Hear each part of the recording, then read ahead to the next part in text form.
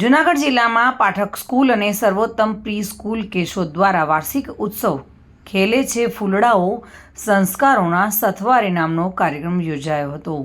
આ કાર્યક્રમમાં બાલ મંદિર, પ્રાથમિક, માધ્યમિક અને ઉચ્ચતર માધ્યમિકના 550 વિદ્યાર્થીઓએ ભાગ લીધો હતો, જેમાં કુલ 27 કૃતિઓ રજૂ કરવામાં આવી હતી।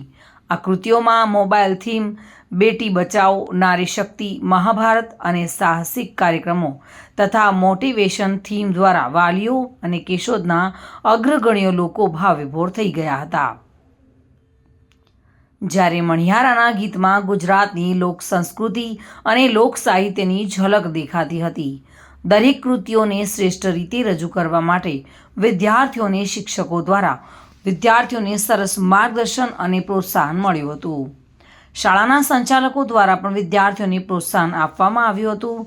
વસ્ત્ર પરિધાન પણ આ કાર્યક્રમની વિશેષતા હતી।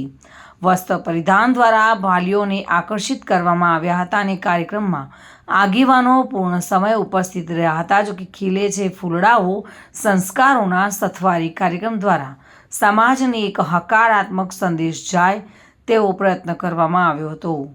આ સંપૂર્ણ કાર્યક્રમનું સંચાલન સંસ્થાના ટ્રસ્ટી સ્વાતિ અને સમીર મકવાણા તથા Kansagara campus director Prabhudas sir Murabiya તથા સ્કૂલના હેડ સોનલ મેડમ, પ્રાઇમરીના હેડ પૂજા દ્વારા કરાયું હતું।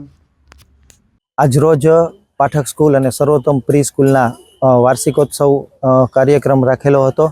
એમાં આજના દિવસે બહુ મોટી સંખ્યામાં કેશોદના અગ્રગણ્ય NGO, ભારત વિકાસ પરિષદ, આઝાદ ક્લબ, રોટરી ક્લબ જેવી શહેરના પ્રતિષ્ઠિત વ્યક્તિઓની હાજરીમાં આજરોજ કાર્યક્રમ રાખેલો હતો।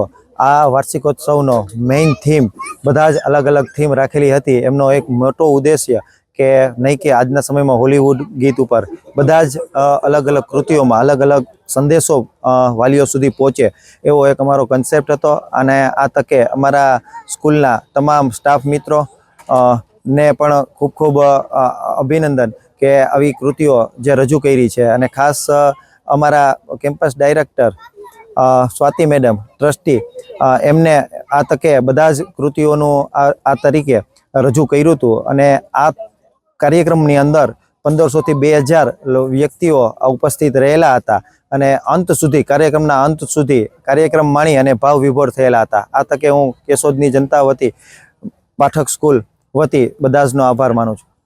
મધુ રાવલિયા સાથે bureau report, today Gujarati news.